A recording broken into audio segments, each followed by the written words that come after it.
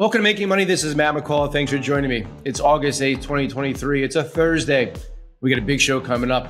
We're going to talk about what we call a soft landing. And that means potentially a very light recession, or as I've been saying, no recession. We're going to dive into what economists have been saying for the last year and a half and see how accurate they have been and why Wall Street is changing its tune. Also, the market's starting to pull back from its highs. And we got three stocks that I'm going to share with you that regardless of what happens, to me, they're recession proof and they're proving there's no recession around the corner. All that more coming up right now on Making Money.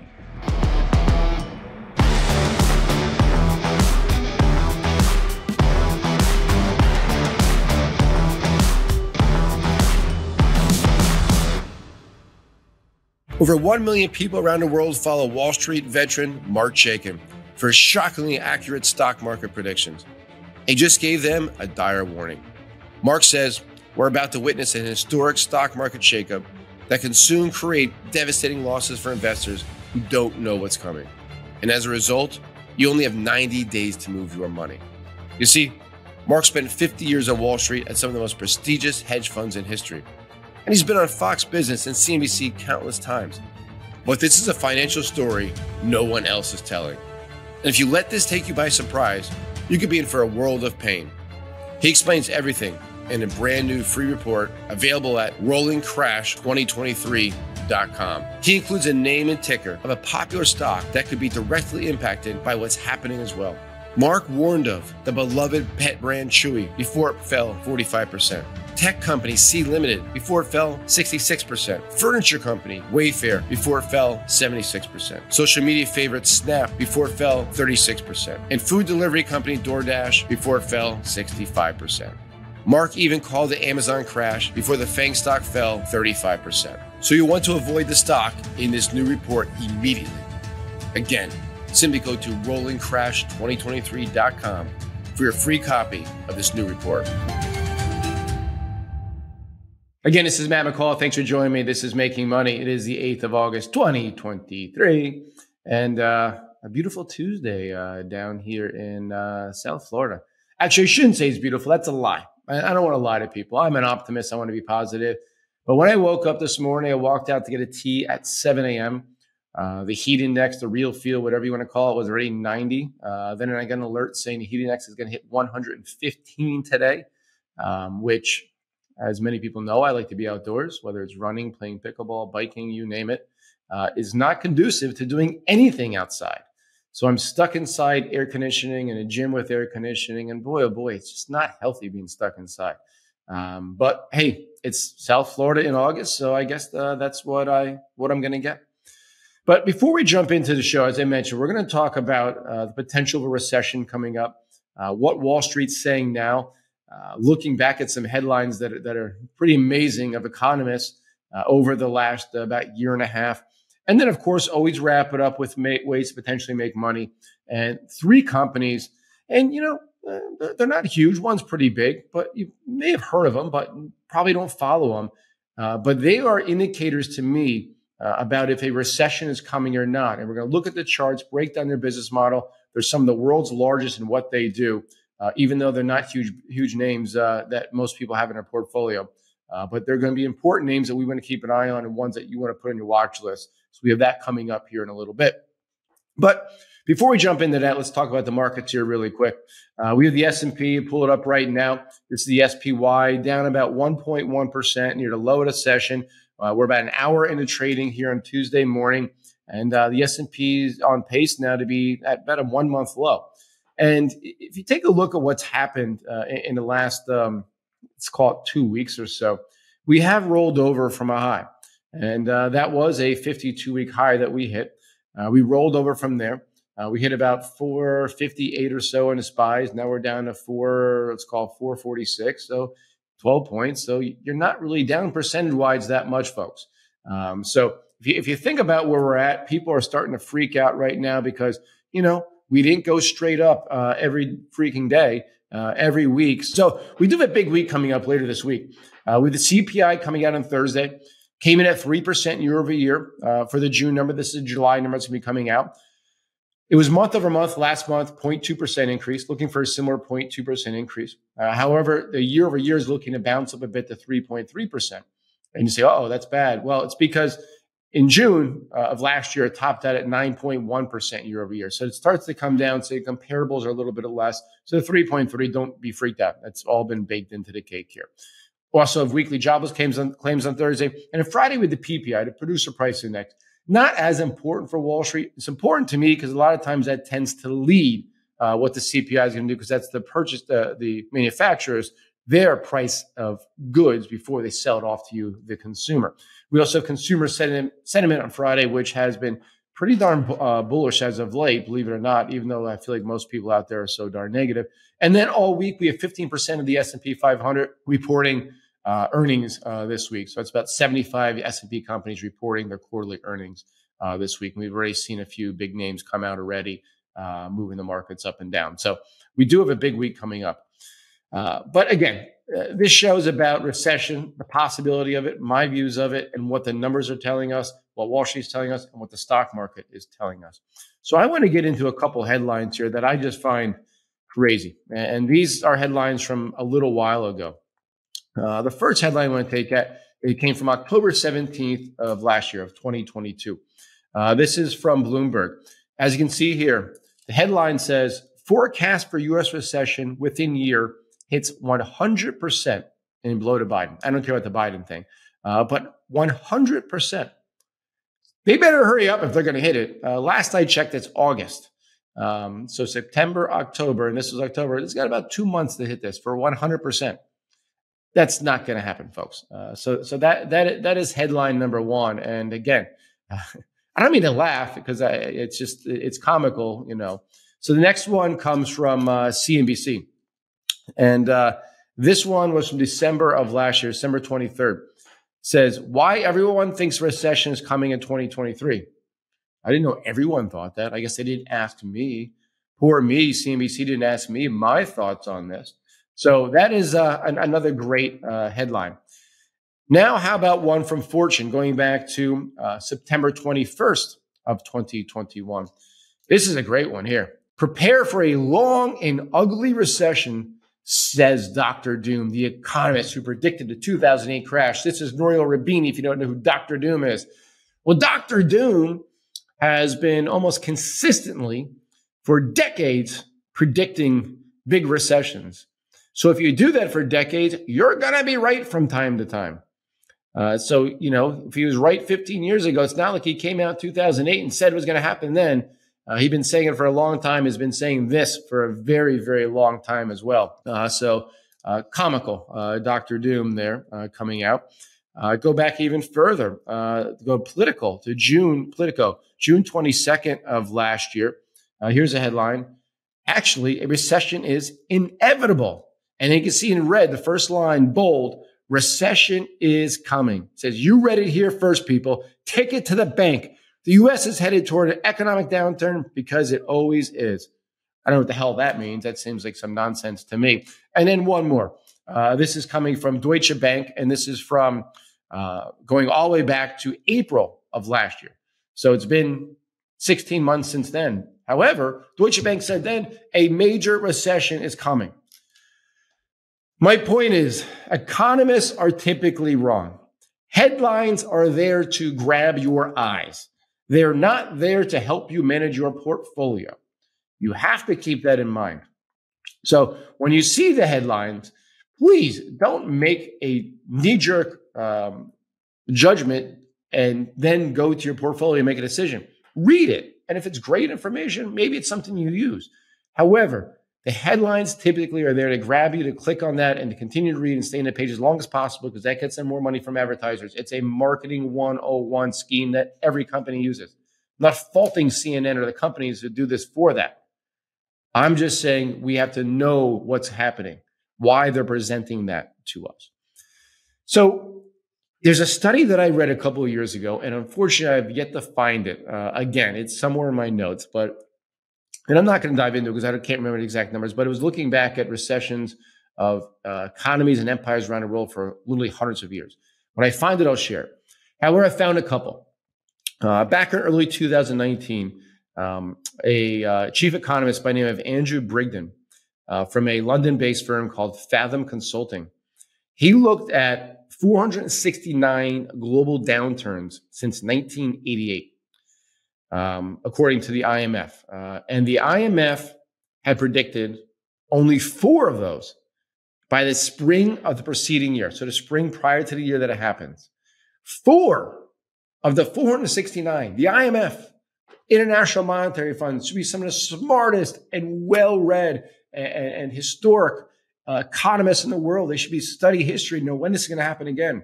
But they predicted 4 of 469. I don't care what business you're in. That's not really good odds. The spring of the year it happened. So let's go a little forward. So we'll give them some time, which the downturn occurred. The IMF projected 111 slumps. However, less than 25% of those actually happened. So of the 469, they predicted, they guessed 111 would happen that year, but less than 25% of those even actually happened. So now you're looking at about 25, 27 or so that they actually predicted even that year out of 469. That's, again, not very good odds. And how about this? Since 1988, the IMF has never forecast a developed economy recession with a lead of anything more than a few months, according to it. Let me read it to you again. Since 1988, the International Monetary Fund, supposedly some of the smartest, most educated economists in the world, have never forecast a developed economy recession with a lead of more than a few months.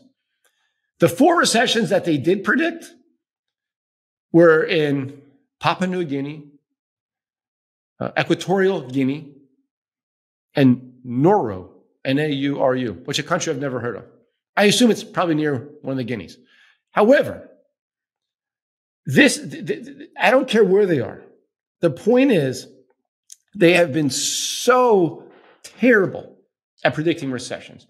Yet, for the last 18 months, we have littered the headlines online, in papers, on television, in podcasts, talking about a recession, how it's imminent. It's going to happen. It's 100%. The economists are telling us this. Why would you ever listen to an economist if that's what they told you? If this was their track record? We talked about the weather, start the show. Imagine your local meteorologist was able to tell you 4 out of 469 days it rained. You would never listen to that meteorologist. Never. It doesn't make any sense. I mean, they're good headlines. Recession, doom and gloom, that crap sells. But my God, we're here to have fun. We're here to educate, here to help you make money. This is the education aspect of it. And the lesson here is ignore the headlines. I've been saying that for decades. People will follow me. I know. And I'm going to keep saying it because there's always new people watching. And you have to hear it over and over. I may be like a bad commercial saying it, but sometimes you have to hear that bad commercial over and over until you actually let it sink in. Let's look now at potential recession. Well, first of all, unemployment rates at 3.5%. We have real wages that are actually positive. That means wage growth's above inflation. Not typically the setup you're going to see in the labor market for a recession that's imminent. GDP last quarter up 2.4%. Again, I was always taught through school and my first couple of jobs, the definition of a recession is 2 quarters of GDP that is negative. We had that last year, but then the government changed and said, well, no, that doesn't count because the labor market was strong.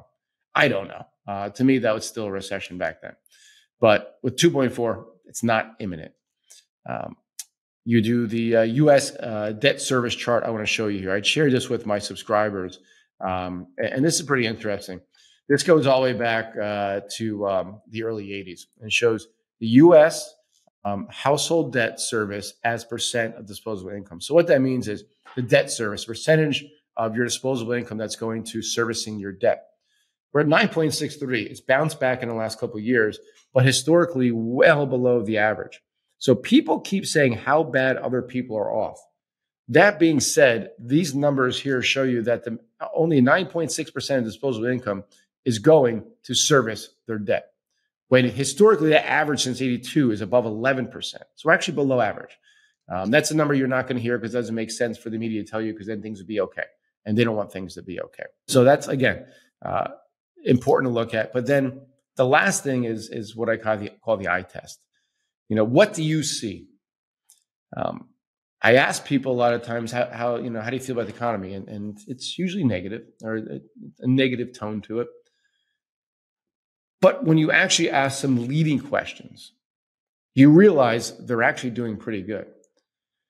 And again, you do the eye test. I travel quite a bit. In the last 2 weeks, I've been from Nicaragua to Baltimore to Philadelphia to South Florida. And I'll be in LA in a week, and then I'll be back to a lot of other places around the country and the world in the next 4 months. And I will tell you, the eye test shows me, I was in an airport in Baltimore last Thursday, and I wanted to sit down and plug in my computer, do a little work before I boarded my 4:20 flight and grab a glass of wine. Couldn't find a seat in the entire my end of the terminal. Everything was packed.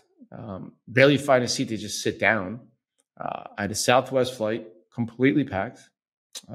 It was then diverted to Orlando for 5 hours. So I got in 5 hours late, which wasn't fun, but that has nothing to do with what I'm talking about. But the eye test there just shows that people are out there and they are spending money. And we're going to talk about travel in a minute, but go to restaurants, go to stores. It's just an eye test. You don't have people shelling out thousands of dollars for a Taylor Swift ticket when times are horrible. You're waiting in line for food. So this whole great recession that they see on the horizon, I don't see it. Will there be another great recession in our lifetimes? Sure. Yeah, there will be. And, the person who screams fire, eventually there's going to be a fire. But the problem is, along the way, you're missing out on one of the greatest first 6 months of the stock market ever this year. So that's the thing. That's your opportunity cost. There's a term soft landing out there that I talked about, and that's basically either a very light recession or avoiding recession. Last week, Bank of America came out and they joined a group that's increasing, saying that they believe there will be a soft landing and no recession. So far in earnings calls, there's a research firm called AlphaSense. They reported that there's been a nearly 100% increase in the mention of the term soft landing during quarterly conference calls. So again, maybe corporate America's thinking the same thing. Maybe Wall Street's thinking the same thing. I always like being on the other side because I'm usually right, because usually they're wrong. But if they're all turning to this, maybe they're seeing something that they didn't see before. And that actually would be very good for the economy and for the stock market, folks. So now stocks. Let's take a look at 3 companies that I think are great indicators as to whether we are going into a recession or not. The first one is the world's largest equipment rental company. And when you talk about equipment rental, you're talking about a fleet size of equipment. It could be cranes, that type of stuff. And you're going to hear of it as soon as I tell you the name. But the fleet size of that value is about $20 billion. It's a $33 billion company. It's called United Rentals. Symbols URI. Works basically 3 different divisions. General industrial, so really anything industrial. Commercial construction, as well as residential construction. There's 3 divisions that it supplies. It's equipment rental too.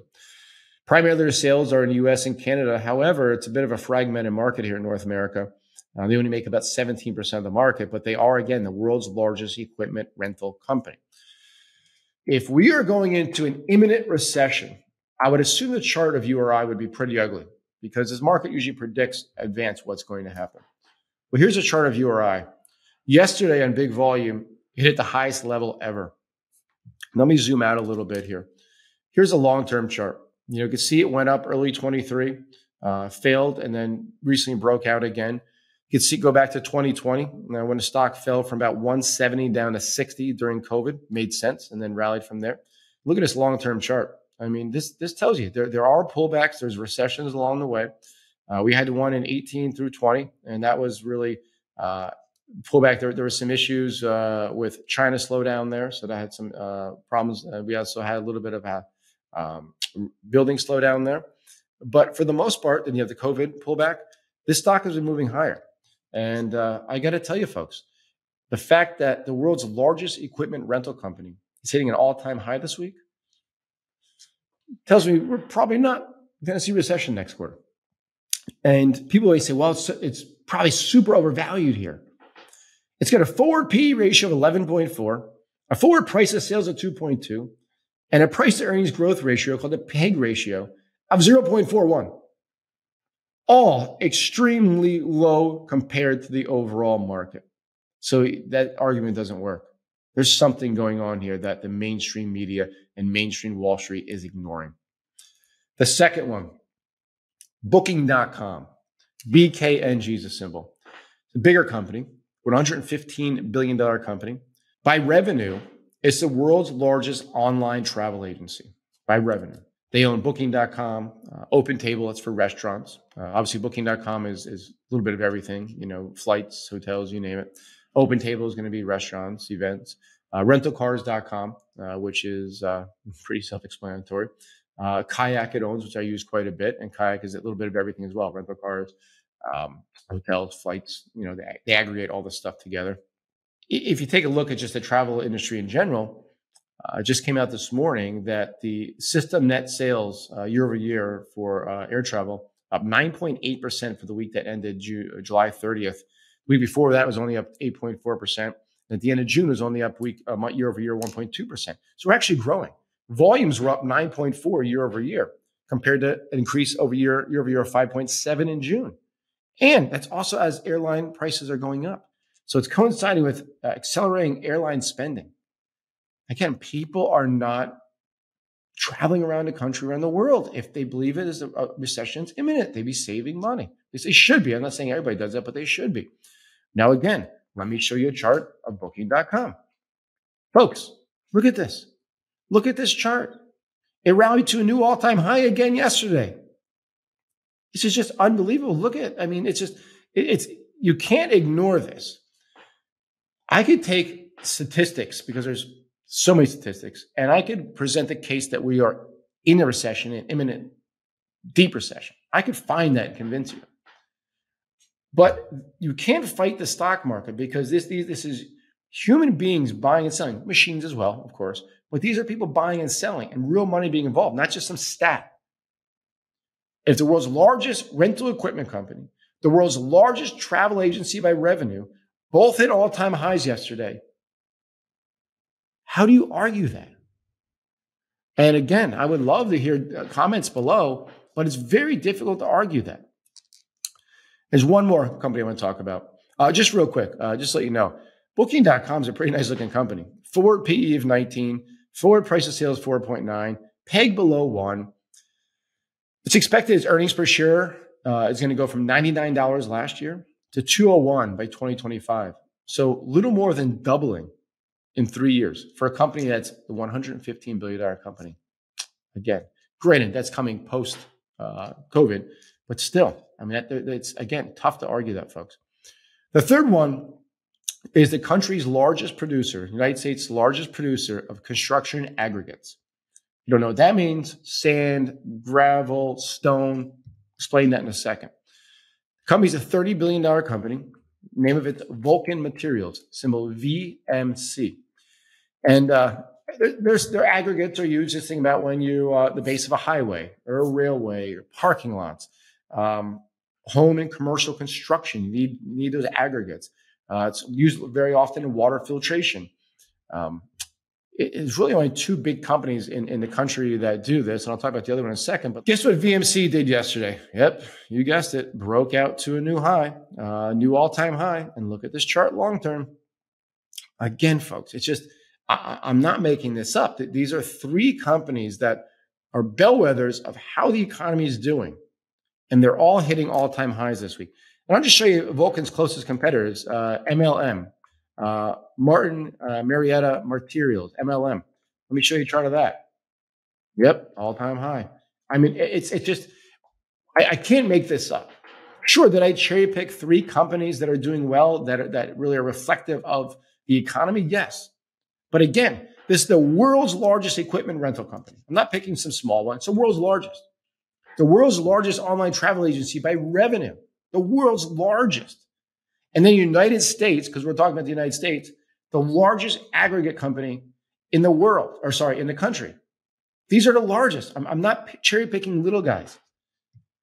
So again, it's very, very difficult to fight the fact that people are trying to. It's fight the fact that recession is not coming, I should say. It's very easy for me to fight the people who are saying there's a recession on the horizon. All that being said, the market's down today. The Dow's down over 400 points. The S&P's down 1.1%. It's trading at the lowest level in 4 weeks. So you say, well, Matt, you're wrong. We're down almost 4% from a yearly high. Oh my God, it's okay. Do you realize that most times when the market ends up double digits, there's a double-digit pullback along the way that year, a drawdown at some point?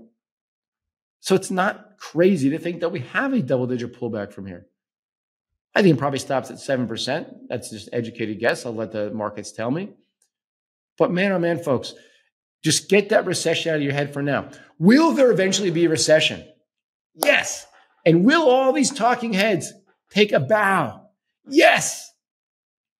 But in that time frame from 18 months ago when they started screaming from the mountaintops to now, opportunity cost. Again, one of the best 6 months ever to start the stock market here in the United States, ever. All right, so a bit of a couple rants in there. It was not planned, but please comment. I mean, and just be respectful. That's all I ask. I will always be respectful with you. I miss the art of debate. I miss the art of sitting down, having a glass of wine, a beer, a whiskey, or whatever it might be, a Coca-Cola, and debating, getting loud, getting heated, being passionate, but shaking hands and hugging and respecting each other when you're done. So as long as you respect me, please post anything. I don't care what you say. Just be respectful of me and the other people that watch the show and read the comments. That's all I ask. Well, that's it for today, folks. I hope you have a wonderful day. And we have a great guest coming up Thursday, one of my favorites. Meb Faber's coming on. Meb has been in the industry about as long as me, about the same age as I am.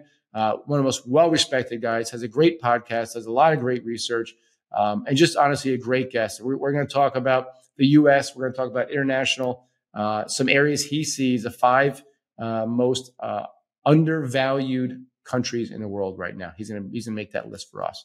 That's coming up on Thursday. Until then, enjoy yourself, be happy, smile, stay cool if you're in Florida. Other than that, we'll see you on Thursday. I'm Matt McCall, and that was Making Money.